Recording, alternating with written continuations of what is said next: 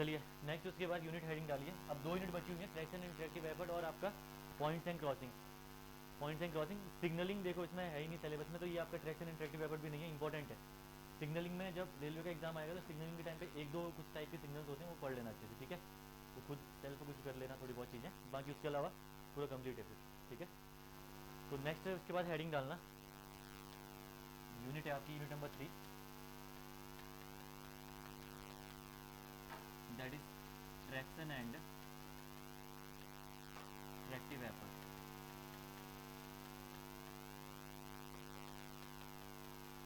Traction and tractive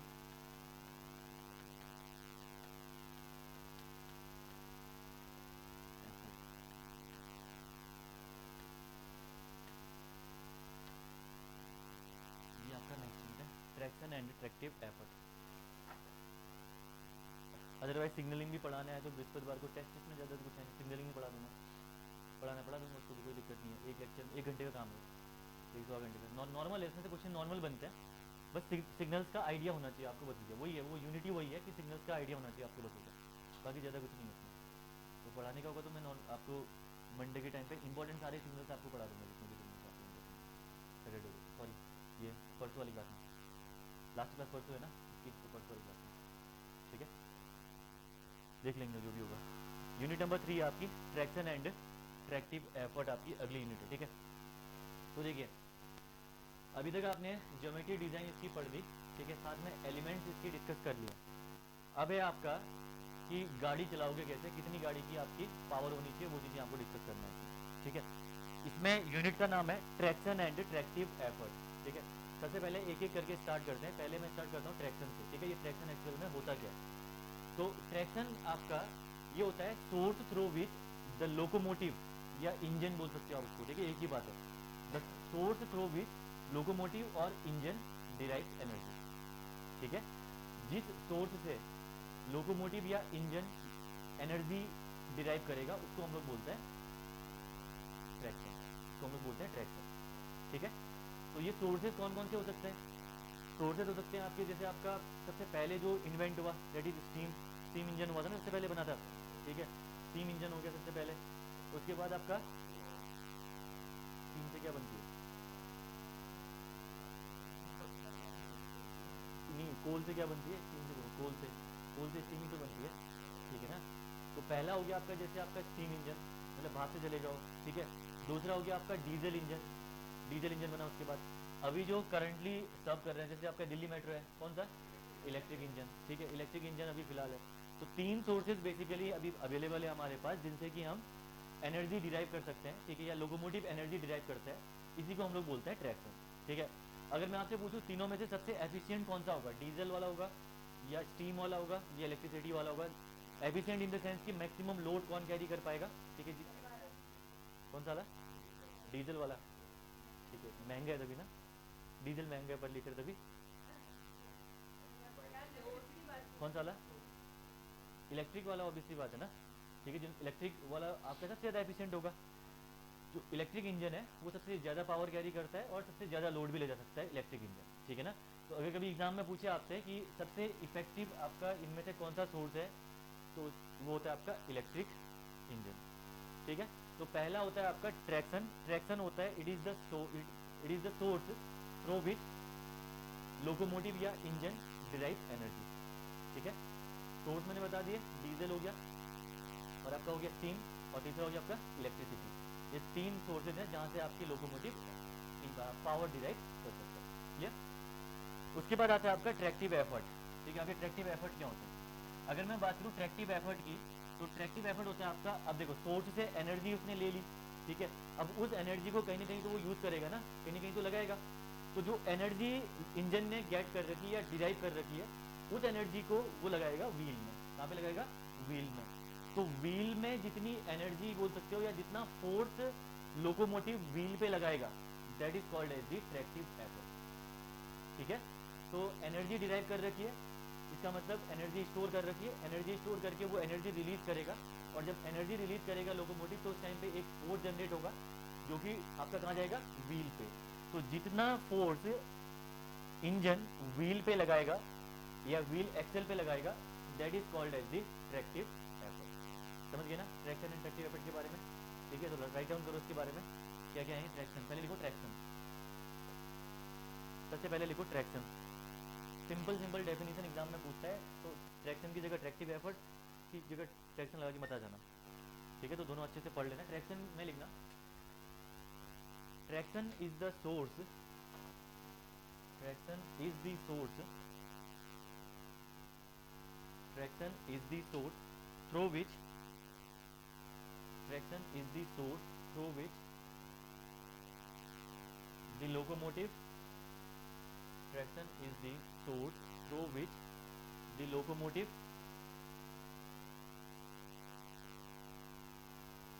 bracket में लिखना engine, engine derives power, engine derives power। ठीक है, डिफरेंट सोर्सेज लिख लीजिए नीचे, डिफरेंट सोर्सेज लिखिए। इसमें नंबर 1 लिखना स्टीम, डिफरेंट सोर्सेज में लिखना नंबर 1 स्टीम, डिफरेंट सोर्सेज में नंबर 1 लिखना स्टीम। स्टीम के बाद सेकेंड लिखना diesel fuel, diesel fuel, diesel fuel. Third में लिखिएगा इलेक्ट्रिक सप्लाई, थर्ड में लिखिए इलेक्ट्रिक सप्लाई। इसमें ब्रैकेट में लिख देना आप मोस्ट एफिशिएंट, इलेक्ट्रिक सप्लाई में लिख देना मोस्ट एफिशिएंट। ठीक है, नेक्स्ट उसके बाद अगला लिखिए ट्रैक्टिव एफर्ट। नेक्स्ट लिखिए ट्रैक्टिव एफर्ट। ट्रैक्टिव एफर्ट में लिखिए it is the force, it is the force applied by the locomotive, it is the force applied by the locomotive on the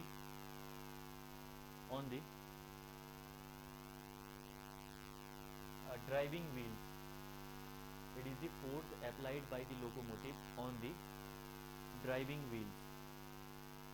ठीक है, ट्रेन में 2 व्हील्स होते हैं, एक होते हैं ड्राइविंग व्हील्स, एक नॉन ड्राइविंग व्हील्स। मैं बताए थे कि ड्राइविंग व्हील्स जो आपका फर्स्ट वाला जो कंपार्टमेंट जहाँ पे जो बैठा रहता है, ठीक है, लोकोमोटिव आप क्या बोलते हैं लोको पायलट, इससे पीछे जो वैगन के साथ नॉर्मल व्हील्स कनेक्टेड होते हैं, ठीक है, वो होते हैं नॉन ड्राइविंग व्हील्स। गाड़ी में भी तो होते हैं ये चीज़ आपकी, 4 व्हीलर में नहीं होता। ड्राइविंग व्हील्स कौन से होते हैं? बैक वाले ड्राइविंग व्हील्स होते हैं, फ्रंट वाले ओनली गाइड करते हैं। ठीक है ना, तो जो इंजन पावर एनर्जी ड्राइव करता है या जो आपका ट्रैक्टिव फोर्स लगता है वो लगता है पीछे वाले व्हील में। ठीक है, दोनों जो पीछे वाले व्हील्स होते हैं उसका लगता है। ओके, ध्यान रखना हमेशा जो ट्रैक्टिव एफर्ट है, tractive effort should always greater than, अगर ट्रेन को चलाना है आपको तो tractive effort should always greater than is equal to resistance. आप बोल सकते हो इट इज, हाँ रेजिस्टेंस। रेजिस्टेंस बहुत टाइप के होते हैं और ये टाइप नहीं लिखते हैं रेजिस्टेंस। ठीक है, तो अगर ट्रेन को दौड़ाना है आपने, ट्रैक में चलाना है, तो ट्रैक्टिव एफर्ट जो व्हील में फोर्स लग रहा that should greater than equal to the resistance. ठीक है, रेजिस्टेंस आपका हो सकता है कर्व की वजह से, ग्रेडियंट की वजह से, फ्रिक्शन की वजह से, ठीक है, एटमॉस्फेरिक रेजिस्टेंस हो सकता है, बहुत से रेजिस्टेंस है, अभी आप डिस्कस करोगे सेपरेट टॉपिक है। ठीक है, तो हमेशा ध्यान रखना कि tractive effort always greater than equal to the resistance अगर आपको ट्रेन को मूव करवाना है। क्लियर? आगे लिखिए ना, मैं एक फॉर्मूला दे रहा हूँ, डिराइव नहीं करवा रहा इसको, ठीक है, क्योंकि काम का नहीं है डिराइव डेरिवेशन आपका। तो उसमें लिखिए tractive effort, tractive effort for, tractive effort for n cylinder, n number of cylinder लगे हुए हैं, ठीक है, n cylinder steam engine, n cylinder steam engine is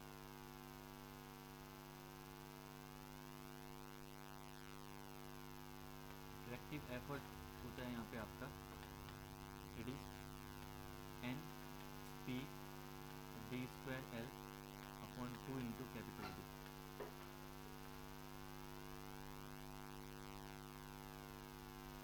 an P D square L upon 2 into capital D यहाँ पे आपका रहता है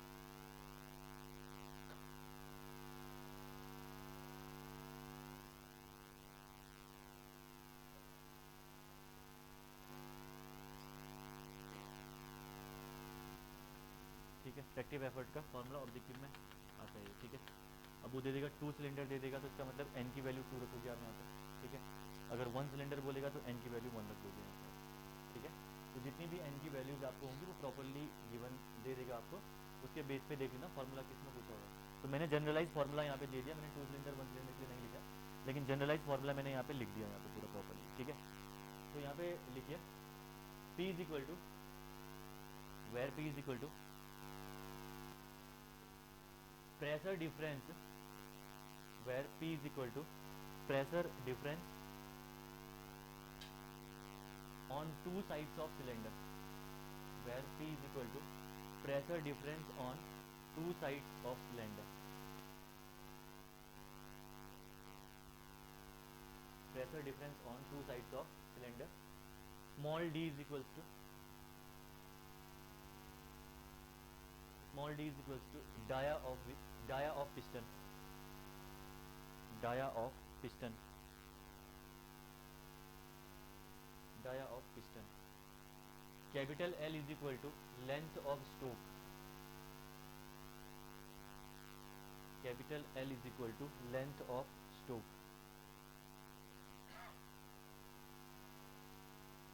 length of stroke, और capital D is equals to diameter of wheel, capital D is equals to diameter of wheel,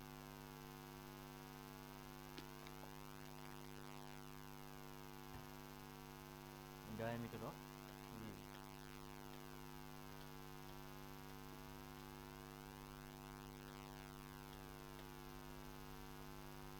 ठीक है। Length of stroke देखिए, सबूत length of stroke STOKE stroke नहीं बट, ठीक है। Length of stroke cycle pump की, sorry हाँ देखो मैं एग्जांपल साइकिल पंप की हेल्प से समझा रहा हूँ आपको। यहाँ पे देखिए ये सेक्शन 1-1 है और ये 2-2 है, ठीक है, 2-2, ठीक है। सबसे पहला आपका था P ना, P यहाँ पे है pressure difference on two sides of the cylinder, ये दोनों सिलेंडर के बीच में, ठीक है। Two sides of the cylinder यानी एक सिलेंडर के दोनों साइड्स में जो प्रेशर डिफरेंस जनरेट होगा, ठीक है। और ये प्रेशर डिफरेंस कब जनरेट होगा, आपने साइकिल पंप चलाया होगा ना, साइकिल पंप अगर आपने चलाया होगा तो आपने देखा होगा पहले आप क्या करते हो, पुश करते हो इसको, है ना, इसको पुश किया, देन उसके बाद आपने इसको पुल किया, ठीक है। तो इससे आपकी एक साइकिल कंप्लीट होती है, ठीक है। तो one cycle is equal to suppose करो लेंथ ऑफ वन स्ट्रोक, जो आपने लिखा हुआ है L है ना, सपोज करो length of stroke is equal to आपकी कैपिटल L है, ठीक है। ये आपकी लेंथ ऑफ स्ट्रोक है। आपने क्या करा, पंप को पहले पुश किया, उसके बाद उसको पुल किया, ठीक है। तो अगर एक साइकिल की मैं बात करूं तो एक साइकिल में जो आपके लेंथ कवर हुई that is equal to 2 times of L, ठीक है। तो one cycle is equal to 2 times of L है यहाँ पे, ठीक है। पहली बात तो ध्यान रखना। दूसरा अगर मैं बात करूँ यहाँ पे P की, तो P होता है यहाँ पे आपका जब आपने इसको पुश और पुल किया, तो उस केस में जो प्रेशर जनरेट होगा उस प्रेशर का डिफरेंस आपका 1-1 और 2-2 के बीच में प्रेशर डिफरेंस होगा, that is equal to P, ठीक है। Small d is the diameter of piston, ये आपका पिस्टन का डायमीटर है स्मॉल d। L आपका क्या है, लेंथ ऑफ स्ट्रोक, ठीक है। लेंथ ऑफ स्ट्रोक आपकी सामने मैंने शो कर दी, ठीक है।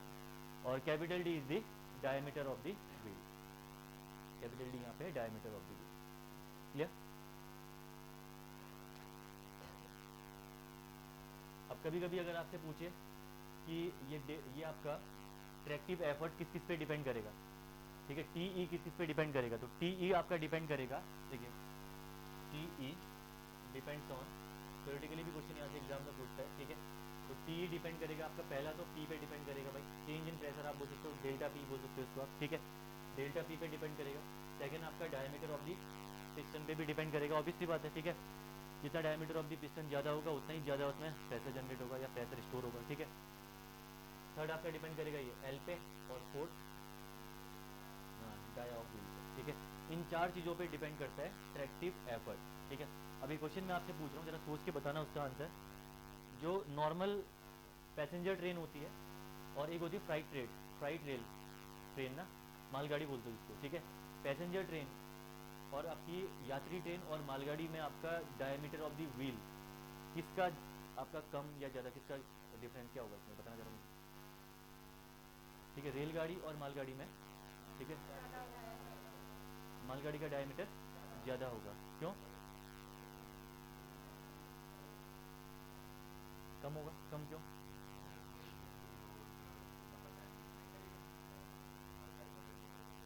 हाँ क्या? नहीं, मैं कंपेयर कर रहा हूँ, मालगाड़ी के तो आपस में फिक्स होंगे, ठीक है, कोई दिक्कत नहीं। मैं कंपेयर कर रहा हूँ कि पैसेंजर ट्रेन और फ्राइट ट्रेन दोनों में से डायमीटर ऑफ द व्हील किसका ज़्यादा कम होगा, ये मैं कंपेयर कर रहा हूँ दोनों में, कि हमें कहाँ पे व्हील का आपका क्या रखना चाहिए। पहली बार बताऊँ, मालगाड़ी में लोड ज़्यादा होगा या पैसेंजर ट्रेन में? पैसेंजर में, मालगाड़ी में ज़्यादा होगा ना, सामान वाली में ज़्यादा होगा, ऑब्वियस सी बात है, पहली बात तो, ठीक है।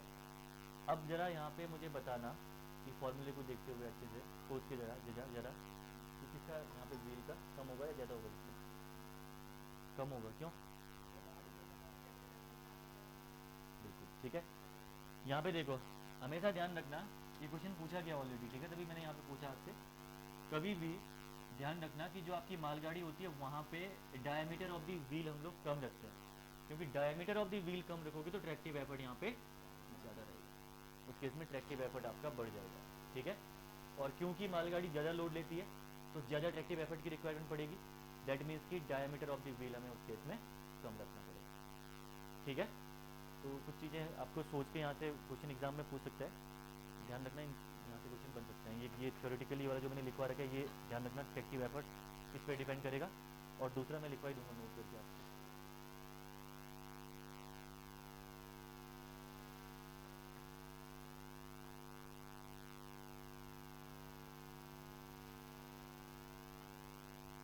इसमें कर दिया ना, नोट करके लिखना है इसमें, नोट करके लिखना,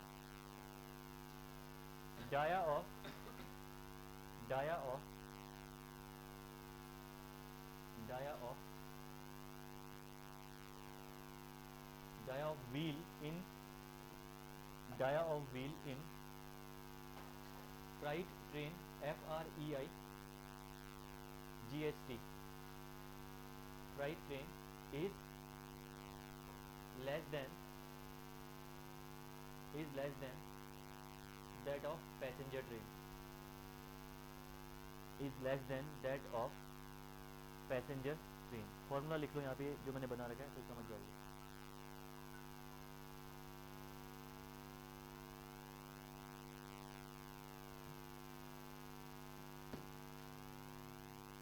ठीक है, ये फॉर्मूला ये वाला कर लो यहाँ पे, रीजन समझ जाओगे, बाद में दिक्कत नहीं होगी।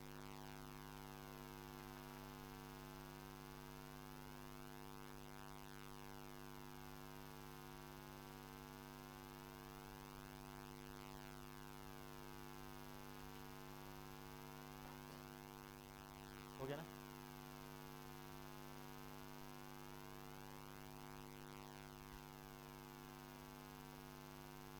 नेक्स्ट हेडिंग डालना आप इसके आगे, हॉलिंग कैपेसिटी।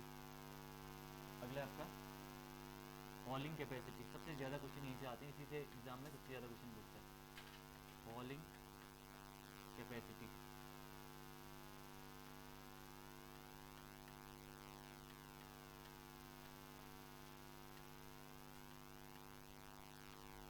हॉलिंग कैपेसिटी आपका नेक्स्ट है, ठीक है। तीन चार चीज़ें यहाँ पे, उन्हीं को ध्यान रखना है, बाकी तो इतना ज़्यादा है नहीं। हॉलिंग कैपेसिटी आपका नेक्स्ट पार्ट है, ठीक है।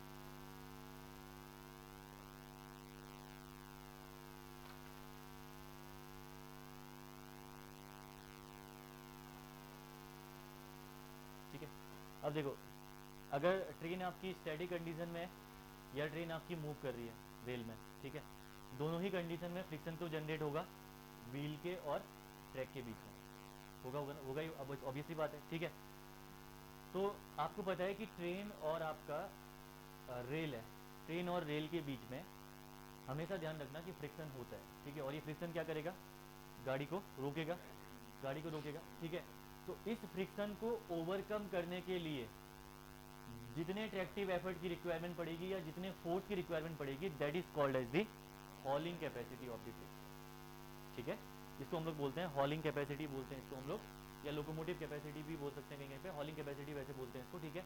तो हॉलिंग कैपेसिटी वो कैपेसिटी होती है, ठीक है, जो फ्रिक्शन को ओवरकम करने के लिए रिक्वायर्ड होती है, क्लियर। तो ध्यान रखना कि इसी को हम लोग पावर ऑफ लोकोमोटिव भी बोलते हैं, ठीक है। पावर ऑफ लोकोमोटिव भी हम लोग बोलते हैं, और पावर ऑफ लोकोमोटिव आपकी हमेशा ज़्यादा होनी चाहिए जो आपका ट्रेन रेजिस्टेंस जनरेट हुआ उससे, ठीक है। जो ट्रेन रेजिस्टेंस जनरेट हुआ उससे हमेशा पावर ऑफ लोकोमोटिव आपकी ज़्यादा होनी चाहिए। समझ गए ना हॉलिंग कैपेसिटी क्या होती है, ठीक है। जो तो ट्रेन और रेल के बीच में फ्रिक्शन जनरेट होता है जो कि गाड़ी को रोकेगा, ठीक है। अगर गाड़ी को आपको चलाना है तो उस केस में जो ट्रैक्टिव फोर्स आप लगा रहे हो या जो पावर आपको चाहिए वो ज़्यादा फोर्स की रिक्वायरमेंट पड़ेगी, ठीक है, जो जितना आपका ये फ्रिक्शन फोर्स जनरेट हुआ है उससे, ठीक है। तो फ्रिक्शन फोर्स से ज़्यादा अगर आपने पावर जनरेट करवा दी या फोर्स जनरेट करवा दिया अपने लोकोमोटिव में या ड्राइविंग व्हील्स में, दैट मीन्स कि आपकी गाड़ी उसके बाद चलनी स्टार्ट हो जाएगी, आराम से चल जाएगी। तो जितने फोर्स की रिक्वायरमेंट पड़ेगी that is called as the tractive आपका ये हॉलिंग कैपेसिटी। तो एक चीज़ ध्यान रखना कि अगर ट्रैक्टिव एफर्ट की बात चल रही तो जस्ट जरूरी नहीं है कि जो ट्रैक्टिव एफर्ट आप दे रहे हो, जो ट्रैक्टिव एफर्ट आप दे रहे हो उससे ही गाड़ी आपकी चलने लग जाएगी, उसका ये मतलब नहीं है, ठीक है। जो ट्रैक्टिव एफर्ट लोकोमोटिव पे लग रहा, ठीक है, जो ट्रैक्टिव एफर्ट लोकोमोटिव पे लग रहा उससे गाड़ी चलेगी जरूरी नहीं है, नहीं भी चल सकती है। किस केस में नहीं चलेगी, अगर आपके रेजिस्टेंस ज़्यादा होंगे। लेकिन अगर हॉलिंग कैपेसिटी आपने अप्लाई करवा रखी है, इन दैट केस गाड़ी उसके बाद मूव करेगी ही करेगी, ठीक है। इन दैट केस गाड़ी उसके बाद डेफिनेटली है कि मूव करेगी। इसका मतलब सारे रेजिस्टेंस को कवर करने के बाद ये फोर्स होता है जो कि हॉलिंग कैपेसिटी कहलाता है, वो आपने लगा रखा है वहाँ पे। क्लियर है, ठीक है सबको। लिखिए इसमें इसके बारे में, हॉलिंग कैपेसिटी के बारे में इसमें लिखिए, this is the maximum friction force, this is the maximum friction force, maximum friction force that can be generated, that can be generated, that can be generated between rail surface and, between rail surface and driving wheels, between rail surface and driving wheels। आगे लिखिए इसके आगे, this indicates the power of locomotive, और underline the point, this indicates the power of locomotive, this indicates the power of locomotive.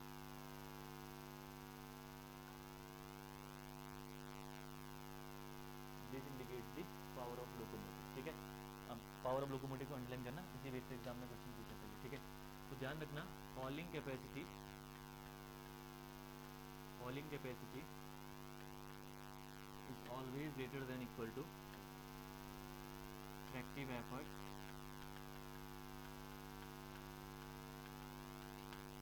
Is greater than equal to train resistance, तब जाके गाड़ी चलेगी, ठीक है।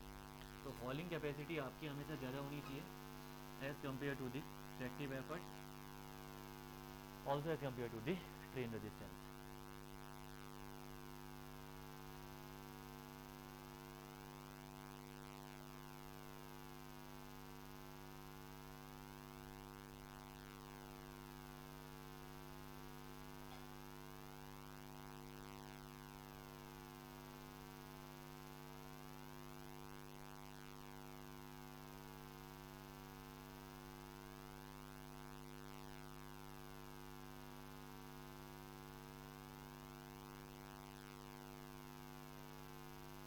ठीक है, ये हो गया आपका हॉलिंग कैपेसिटी। अब देखिए हॉलिंग कैपेसिटी कैलकुलेट कैसे करोगे, हॉलिंग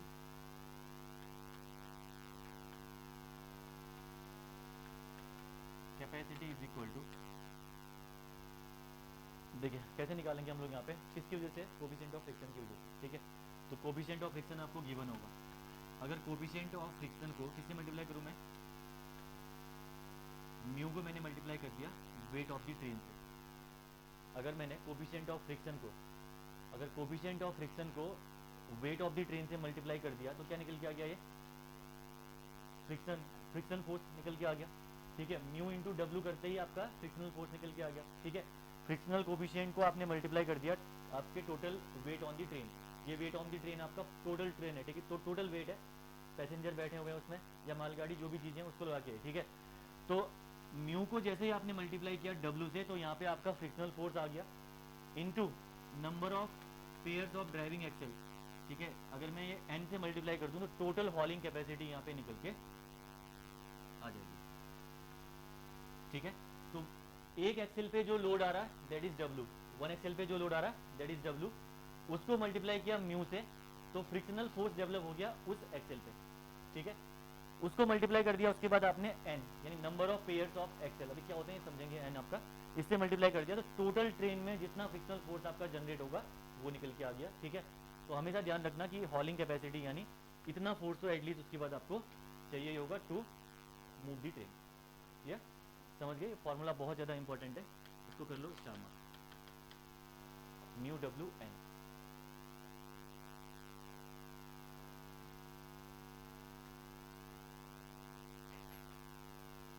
तो hauling capacity is equal to आ गया आपका mu W N, mu is equal to लिखना where,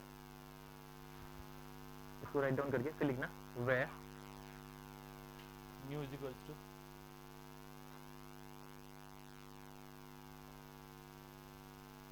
coefficient of friction, mu is equals to coefficient of friction, coefficient of friction between driving wheels, between driving wheels, coefficient of friction between driving wheels and rail, bracket में इसकी value दे रखी है railway board ने 0.1 to 0.3, 0.1 to 0.3, 0.1 से लेकर 0.3 के बीच में ये वैल्यू आपकी लाई करती है कोफिशिएंट ऑफ फ्रिक्शन, ठीक है। न्यूमेरिकल में गिवन नहीं है तो रेकमेंडेशन है कि 1/6 आपको लेना है, ठीक है। जनरली टेकन एज लिखना, जनरली टेकन एज, इसके आगे 0.1 to 0.2, जनरली टेकन एज लिखे, इसके आगे generally taken as 1/6 underline, generally taken as 1/6, बहुत बार ऑब्जेक्टिव में एन टाइम्स पूछा गया, generally taken as 1/6,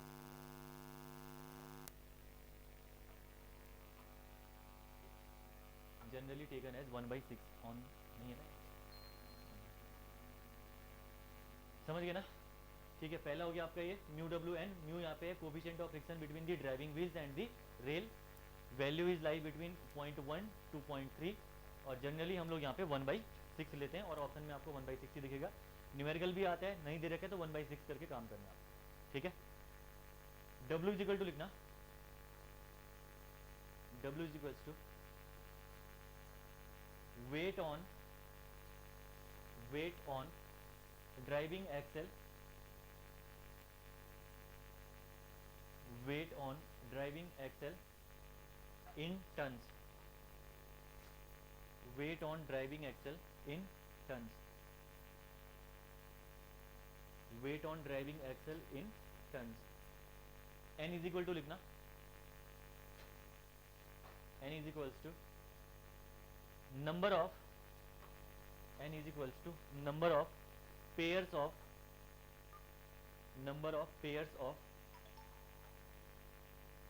driving wheels,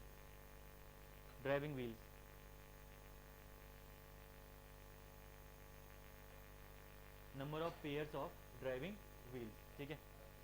एक क्वेश्चन के थ्रू मैं इसको समझाता हूँ क्योंकि क्वेश्चन भी एग्जाम में आता है इसका, तो इसके नीचे पहले एक क्वेश्चन लिखिए, इस क्वेश्चन के थ्रू मैं समझाता हूँ यहाँ पे आपको कि ये नंबर ऑफ ड्राइविंग व्हील्स या number of pairs of driving wheels आप लोग कैसे निकालते हो इसमें, ठीक है।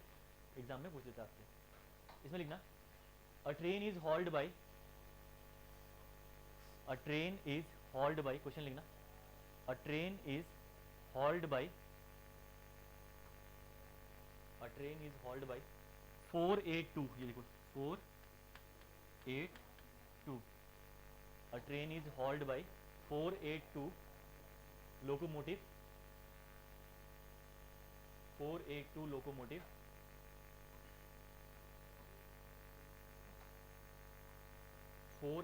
locomotive,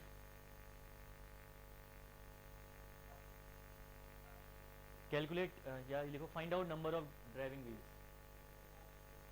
find out number of driving wheels.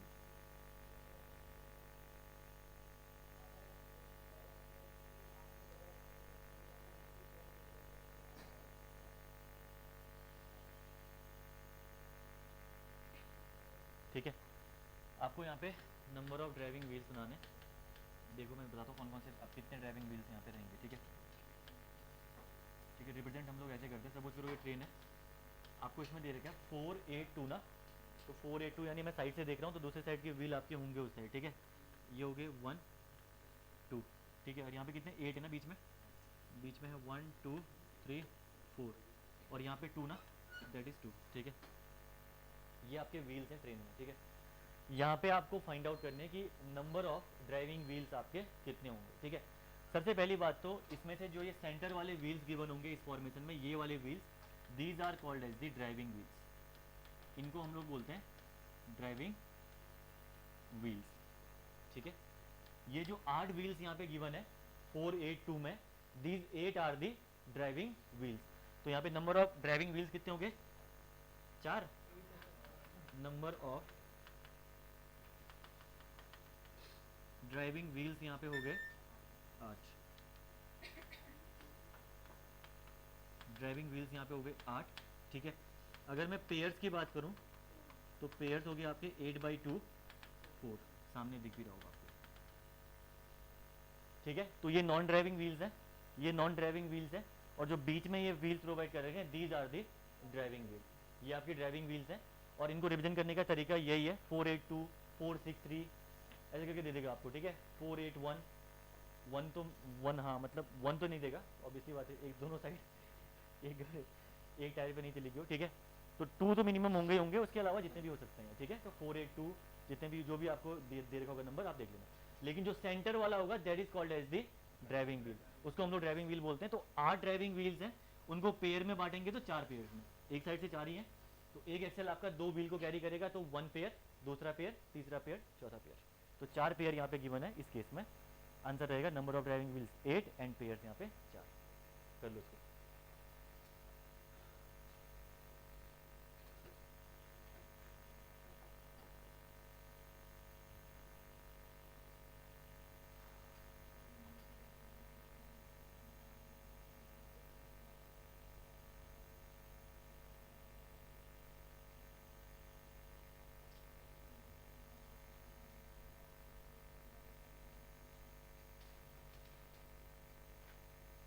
खोए रहते हो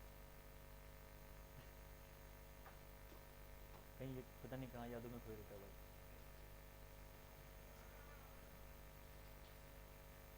गड़बड़ है थोड़ा गड़बड़ है जरा। ठीक है, तो हॉलिंग कैपेसिटी हमने क्या पढ़ी, हॉलिंग कैपेसिटी में आपने डिस्कस किया सबसे पहली बात तो रेल और ट्रेन के क्या करना है,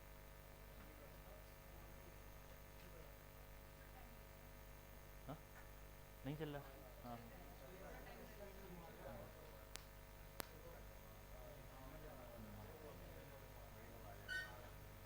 चलिए देखिए, हॉलिंग कैपेसिटी के बारे में हमने डिस्कस किया। हॉलिंग कैपेसिटी क्या होती है, रेल और ट्रेन के सरफेस के बीच में फ्रिक्शनल फोर्स जनरेट होता है, उसी फ्रिक्शनल फोर्स को हम लोग क्या बोलते हैं, हॉलिंग कैपेसिटी बोलते हैं।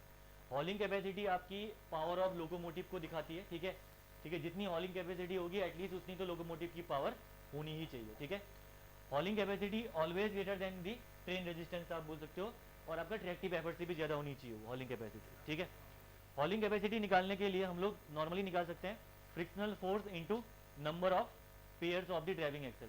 तो फ्रिक्शनल फोर्स आपका आ गया म्यू इंटू डब्ल्यू।